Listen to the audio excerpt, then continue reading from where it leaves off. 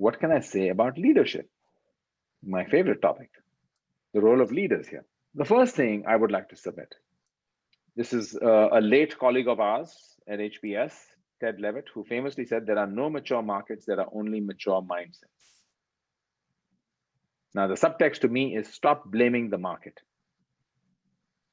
Let's stop making excuses around saying my circumstances. We can't change our circumstances. We can change our response to those circumstances. And the question is, what are we going to do? And what are we going to do to come out of this stronger?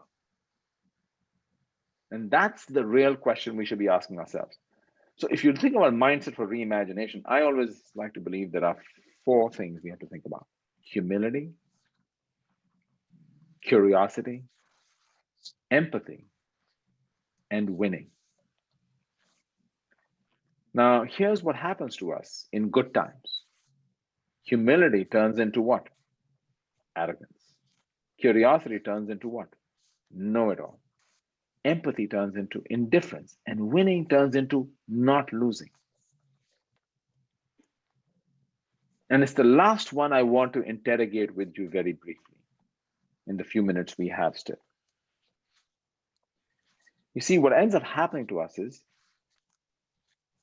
a lot of us, back to the startup question, a lot of times when we're younger, youthful, small organization, what I call soul of a startup, we have kind of a play to win mindset. I have nothing to lose.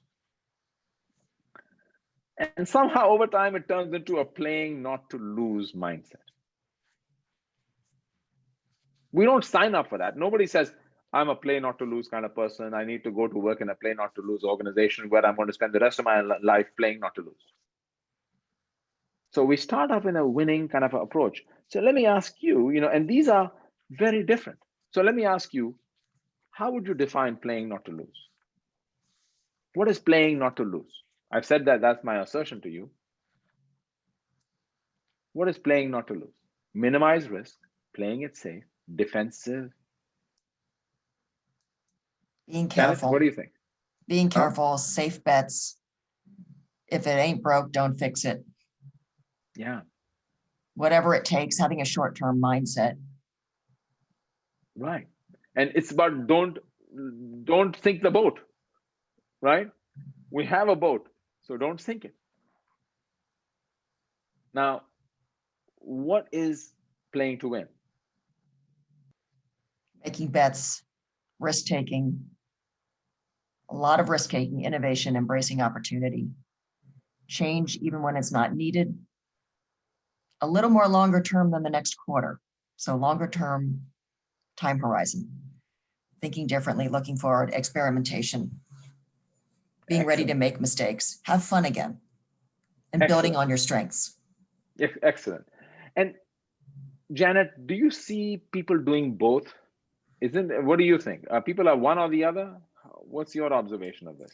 That's actually what I was just going to ask you. From what you're seeing, right? Are organizations and leaders categorically one over the other? And so what do you see? Yeah, your instincts are right on. It's like one is playing defense and one is playing offense. Right. So one of the guest speakers I had in AMP was Sir Alex Ferguson. And one time somebody asked him and he said that, one of the things that really frustrates coaches is when somehow the team goes on the field and they start to play defense and they're not attacking enough. And it's not, nobody says it. Nobody has a plan. Somehow subconsciously it happens, So one is playing offense and one is, and the problem in adverse markets is we have to do both. We have to play defense. I'm not denying we have to play defense, but we have to also play offense. And this kind of defensive posture really kind of gets us in trouble. And playing offense means calculated risk-taking. It means redeploying resources. It means cutting back here in order to invest here. Those are not easy decisions. They're costly decisions sometimes. And they involve taking bets, making mistakes, and learning from failure. Now, it sometimes involves setting the bar really high for ourselves. So this is an example I love. This is Roger Bannister. Until he ran the 1 mile in under 4 minutes, nobody thought it could be done. It was considered humanly impossible. right? So he does it, impressive in the early 50s. To me, the most interesting part of the example is his record lasts only 6 weeks.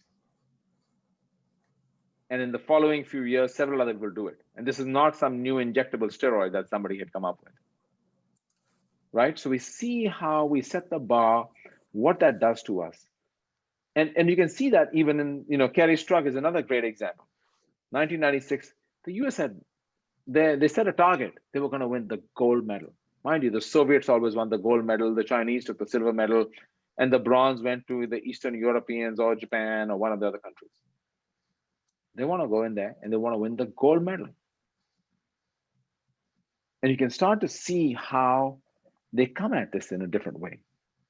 So, and I'll tell you, as I think about this and I think about reimagination, the one word that comes to my mind is courage.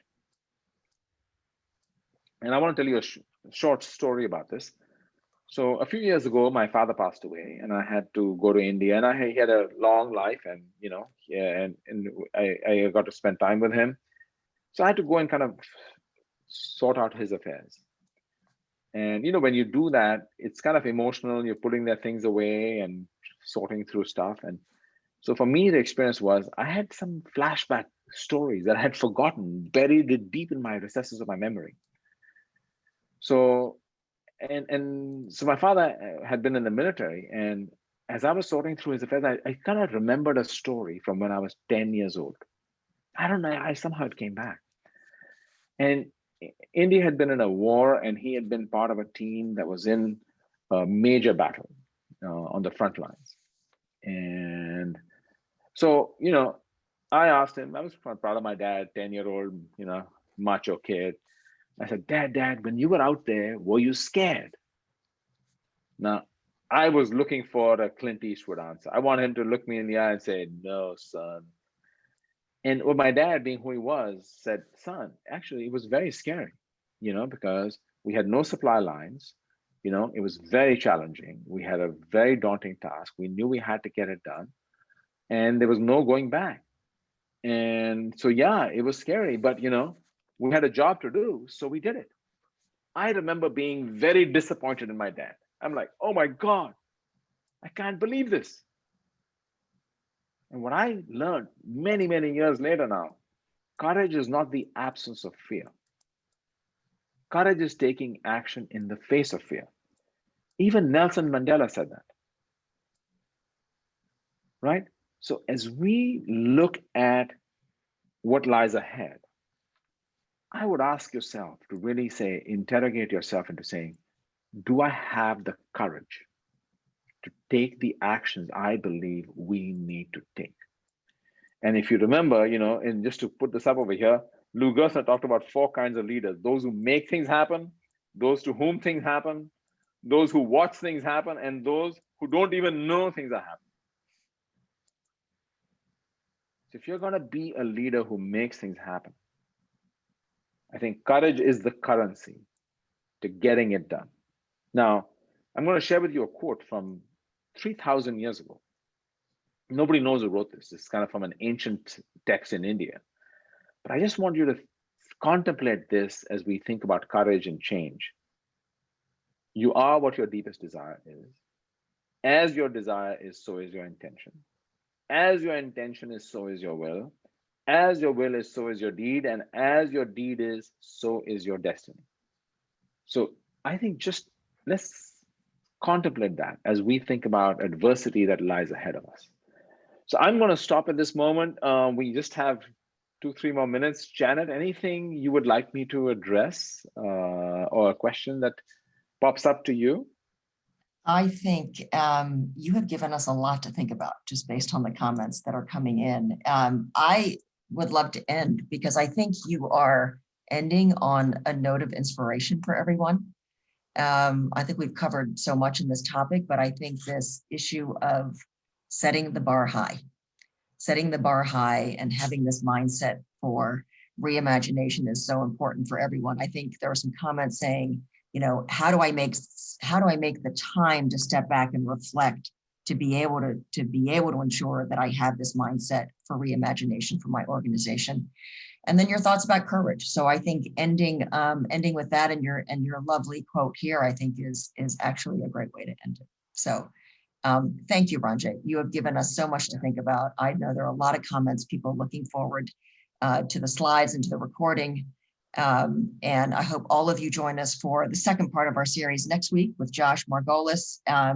You see Ranjay's information to stay in touch. I can only imagine that you're going to have a lot of emails in your inbox, but Ranjay, we are really grateful for doing this session. It's been enormously, I think, inspirational and educational for all of us. So thank you.